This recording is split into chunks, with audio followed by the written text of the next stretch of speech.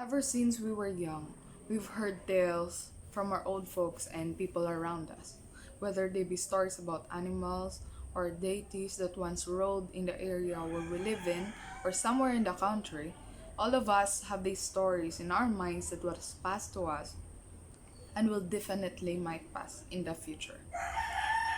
Folk literatures are the literatures that are passed down to generations by word or written.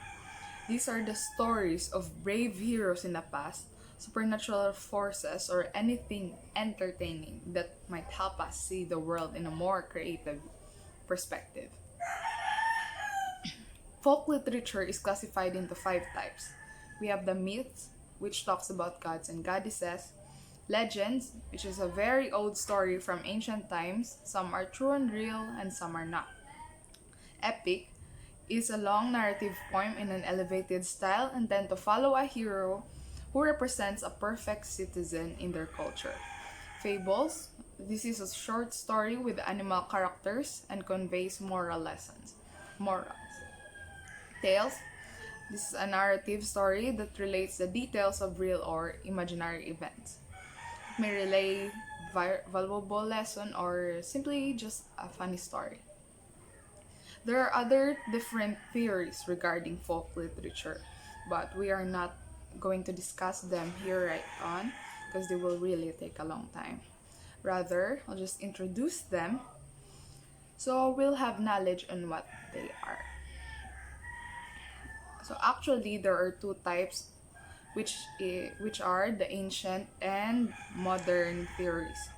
Ancient theories include rationalism, etymological theory, allegorical theory, and euhemerism.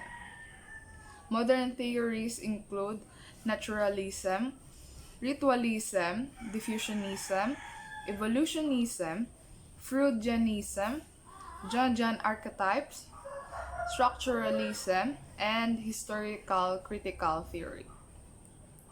Folk literatures are historical artifacts. They carry with them a piece of history as they spread from person to person. Through them, we have the chance to catch a glimpse of what happened in the past or how people lived in the past. They are important because they preserve the culture of a place. According to the article Why is Folklore Important to Society by Ben Davis, most folk stories embody the hopes and aspiration of the majority of people in the society and are used to transmit and preserve cultural values of the group. Folklore is also told in order to educate children in the cultural values of the society as well as give them information, motivation, and a sense of well-being. And by education, Sometimes sometimes language learning can be boring, right? Especially when lessons are focused on structures and forms. Folk tales, according to why folk tales are important, can be used to help children or learners develop strong reading skills, study other cultures, model positive character traits, and discover a love of stories. In the language learning classroom, popular folk tales could be very effective teaching materials. Folk tales contain simple language and generally has a universal theme, and it offers an amusing and deductive lesson to readers and audience.